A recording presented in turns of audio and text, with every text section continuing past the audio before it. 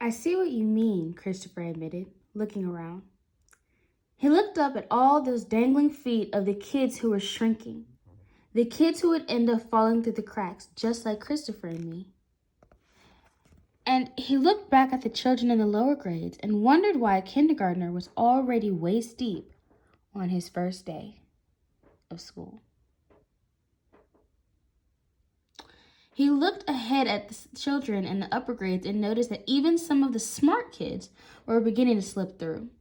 He looked at all the kids who had already fallen. Then he looked at me. This place has some problems, he said, but going back where I came from isn't the answer either.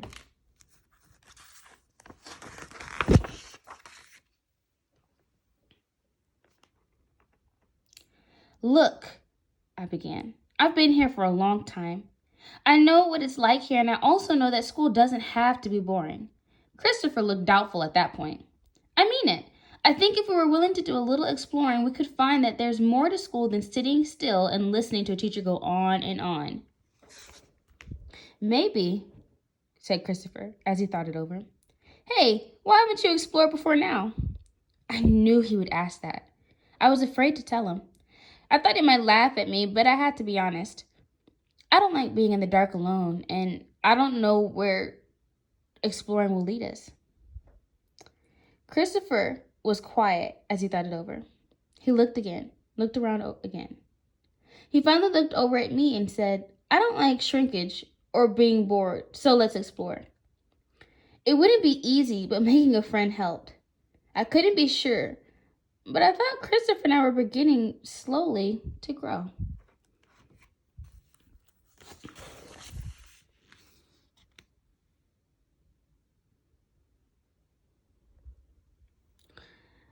As we moved along, it was dark, but in the distance, we could see the faintest of lights. There were noises too, voices, but we couldn't quite make out the words and laughter that made us feel sad instead of happy. I almost stopped right then and there. I think Christopher was afraid too, but we had to keep going. We crawled toward the nearest light. You know, I expected it to get brighter as we got closer, but it didn't. It was a window covered with dirt and cobwebs. Gross, said Christopher, as he tried to wipe a spot clean enough to see through. Christopher squeezed himself against one side so that I could see too. We were outside of a classroom and we didn't like what we saw.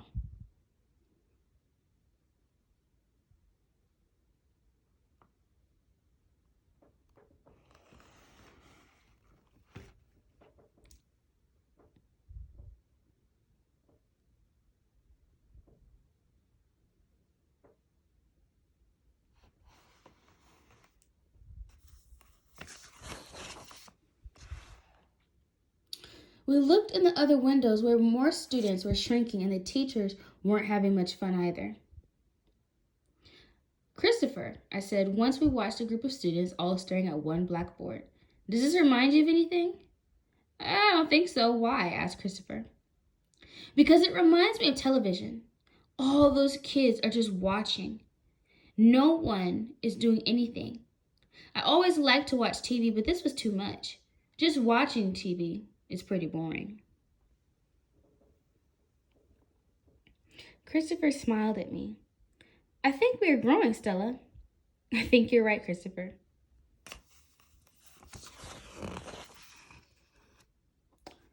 We were growing too. When I first fell through the cracks, I thought the noises in the distance might be monsters.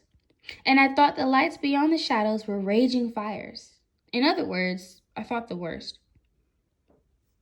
But I was wrong. The monsters were fear and silence. The distant noises weren't so scary when we got closer. There were voices, students and teachers talking and planning together.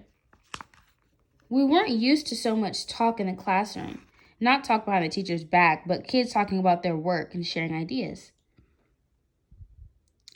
Christopher and I began to seek out the brightest and loudest windows.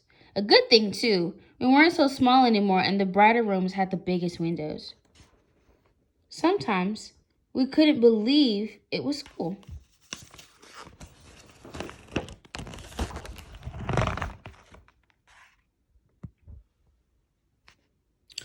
Stella, look at that class.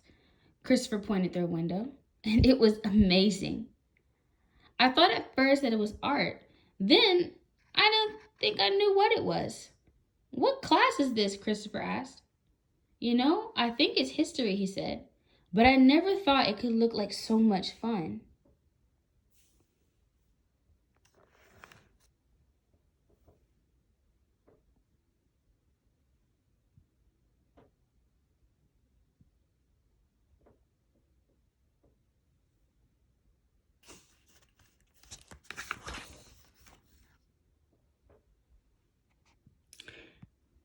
That wasn't the only one. What class is this? Asked Christopher. Christopher, come over here. I think they're dancing. I had wandered to another window, another class, and we still couldn't believe it.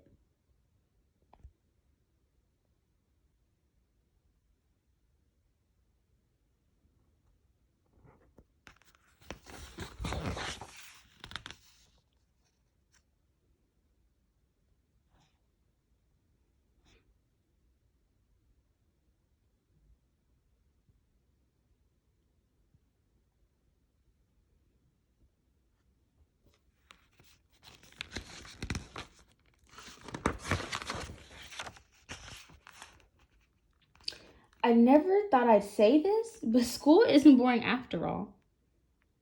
Christopher was shaking his head as he spoke. If I were in there, I'm not sure what I would do first.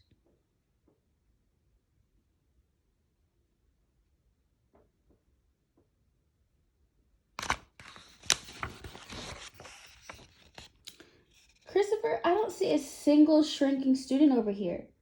I was looking in the English class at this point. No kidding, he asked as he hurried over. No kidding.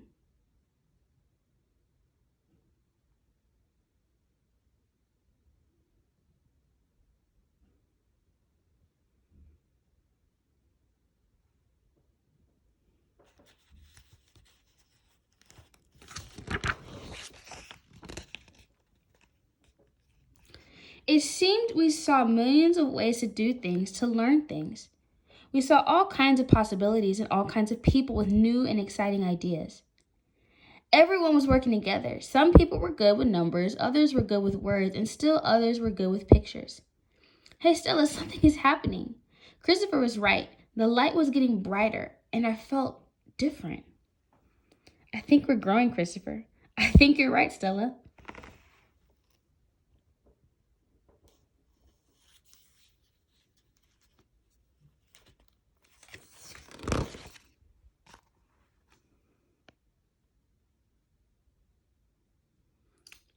And it was true.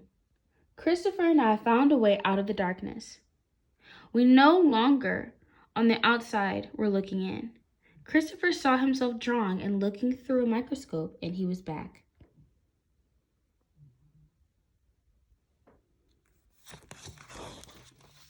And me? I taped an interview with my grandfather and was writing a historical narrative. I, too, was back.